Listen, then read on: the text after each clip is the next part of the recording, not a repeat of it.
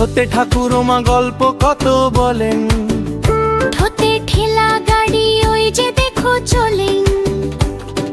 ডতে ডালিম ফলটি পাকে গাছে, ডতে ডিম পুষ্টি তাতে আছে। ঢোতে ঢোল ঢুম ঢুম বাজে, ঢোতে ঢাকনা লাগে রান্নার কাজে। তন্তে হরিণ থাকে বনের ধারে, তন্তে বীণা বাজে সুমধুর স্বরে। তোতে তিনি আপন মনে চলে, তোতে তালা চাবি দিলেই খোলে।